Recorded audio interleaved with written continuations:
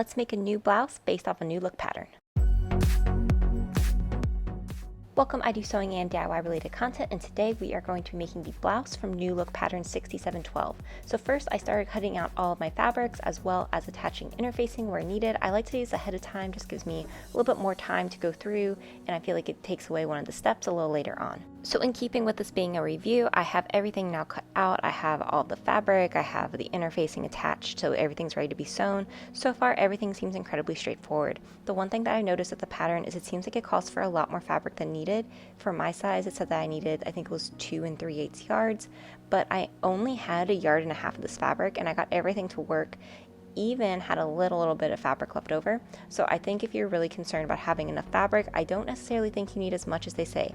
We will see if that comes up to bite me later on, but so far I think everything looks good. I have also looked through all of the instructions so far. It seems pretty straightforward. There's a couple steps that are a little confusing to me, so as I go on with making the shirt, I'll definitely point those out to you if I have any troubles with them. As reference, I've been sewing clothes now for a little over a year, but I have been sewing since like 2007, so for quite some time I know how to sew, but I do find that garments, especially their patterns, can be a little confusing. So I'm excited to get started with this. I think it's going to be a really fun shirt. This fabric was a little more expensive for me, so I'm definitely going to be taking my time, making sure that it actually lays correctly. I'm not rushing through everything, and I have made the pants before with this pattern and they turned out really well. So if you're interested in the pants, I'll be sure to link that video so you can see how they were made. Now, while the pattern doesn't call for serging, I just go ahead and serge all the edges that are going to be shown, or we'll have some sort of like raw edge effect. That way it just makes it nice and neat. So I went ahead and did that first. Once I had everything serged, I went ahead and started doing the first step, which was adding the pleats. So it was very simple and straightforward to add the pleats. It was marked really well on the pattern pieces. So the way that it looks on the pattern pieces is it has these little lines as well as like these notches, so you can see where the pleats are going to go, which I thought was a really great way to do it. I didn't have any questions about it. The one thing that did come up for me was I thought that the neck was a little small. Maybe I just have a larger neck, but it was pretty simple. While I was filming this, it was actually pouring rain outside and the cat was very scared. You can see it's very rainy and stormy. So she did sit with me some, and I just kind of like let her sit on the fabrics a little bit since she was so concerned about the rain. Once she decided to move though, I went ahead and I basted in the pleats like it said to do, and then I also did the shoulder seams for both the front, and then you added the back facing, or like I guess like the back yoke pieces. But this is what the pleats look like, that they lay really nicely, and then eventually we'll be adding the collar portion to it, but so far so good. Now the facing for the yoke part in the back, this is where things got a little confusing for me. So it talks about, it has this so that the two pieces of your yoke facing are going with their right sides down on the wrong side of your front piece of material. So that was a little tricky at first for me to figure out, but once I got the hang of that, I realized it's because then you're going to be flipping this over, so that when you put the shirt on, like both the right side of the facing is like facing, I guess, like your back, and then you would also have the right side of your fabric is facing outwards, so that way it kind of hides some of those raw edges, and then that's also going to be where the button will end up being, so you want to make sure that that's nice and neat. Now when you are attaching the yoke facing with the actual yoke parts, I messed up on this part. You were only supposed to be sewing like where the shoulder portion would be. You didn't need to sew where the neck of them connects. And I thought this was a little misleading because in the instructions it specifically says like from the neck edge to the big dot, which I had the big dot on there, and then when I was looking back over the instructions it turned out that I had done it wrong. But anyways, it was really easy to take out. So now what it was time to do is, you can see that I already have the back attached. That was very simple and straightforward. Now it was time to have the yoke, so you're having the yoke cover the back pleated part of your shirt. And the reason for this is it just helps to hide some of those raw edges, but you can see that we had the pleat part for the back, and then you just top stitch this on, so kind of doing a stitch in the ditch. It comes out really nicely though. Like, I absolutely love how it turns out. You can't see any of the raw edges, so it comes really clean. Now here's what I was talking about where I messed up. So you can see this neck portion up here. I thought you were supposed to sew it completely closed, so it would be like a nice clean edge.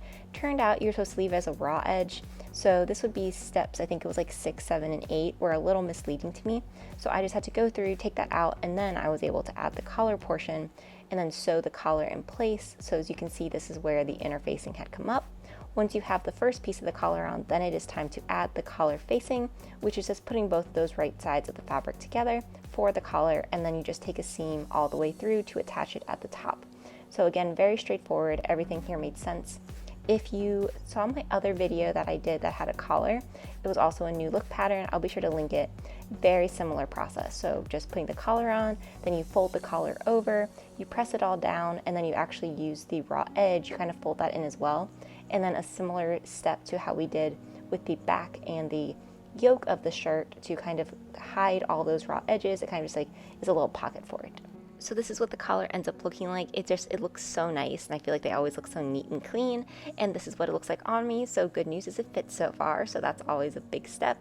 And then you see we have all the pleats here. The one thing I started to notice was I feel like the sides are getting really, really big, and I think that that's partly from the pattern itself, like it's more baggy, but I'm just not really a fan of it being that baggy, so I probably will take off a little bit of that extra fabric, just maybe have it be in about like 2 inches or so on the sides, so it's not as large and baggy as it was before. Then I went through and just sewed up on either side to make sure that we had it as one shirt, and then it's time really just to work on the sleeves and the button. So I went ahead, I had missed serging the sleeve, so I did that. And then I did try on the sleeve a couple times, so I would baste it and then try it on, and then I sewed everything up and serged it so that I made sure that it actually did fit my arms, as I feel like my arms are slightly a little bigger than most of the pattern sizes, so I wanted to make sure it fit nicely. So here's what the sleeve part looks like. Then you do need to add this little like flounce to the sleeve. This was all very, very straightforward though, so you're just basically sewing everything with the right sides together. This is what's giving the sleeve that fun little effect that I really like. And then you do need to hem the sleeve. They talked about one way that you could take a very small little hem, then basically you're trimming that and you fold it over again using your iron. The way that I did this though was I actually serged that whole curve like this, and then I folded that serged part up so that it would have a very, very nice small little hem.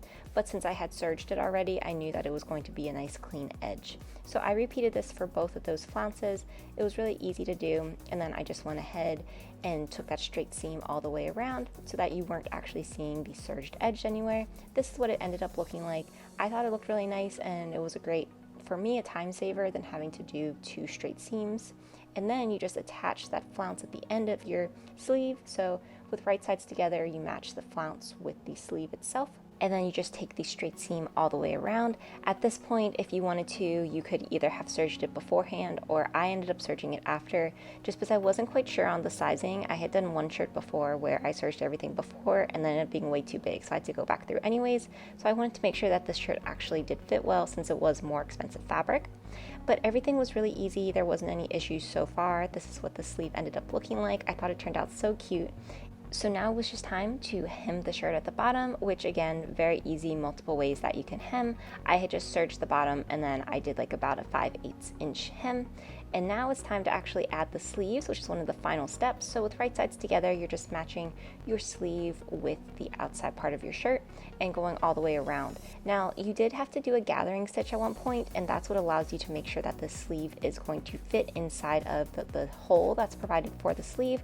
I didn't find this too tricky though, it was very straightforward. So here's what my shirt looks like. I absolutely love it. I think it's turning out so good. And basically everything is done at this point except for adding a button. So I'm really excited, and now let's just go ahead and add the button. So I did a poll on Instagram I had like 4 different options. This was the button that won, so be sure to follow me on Instagram if you want to be part of my sewing process. But I just had to go ahead and to sew this button in. It was very easy to do, and then they had you do this little like thread loop. I'm not as big a fan of that, but it did work. So here is the final shirt. Overall, I think it turned out really, really well. I think this pattern it's pretty good for beginners. I think that it could also fall into like the beginner intermediate stage, as there were some parts that you really had to make sure that everything was laying correctly. You had to use some gathering stitches, and then if you wanted to turn out super nice. But this is what my shirt looks like. I love it, and I can't wait to wear it around more. I actually like how it can match so many things. I also realized that I could put like a blazer over it if I wanted to, and then you have the little sleeve flounces kind of sticking out. So that was such a fun effect. If you enjoyed this video though and you want to see more, be sure to like, comment, and subscribe.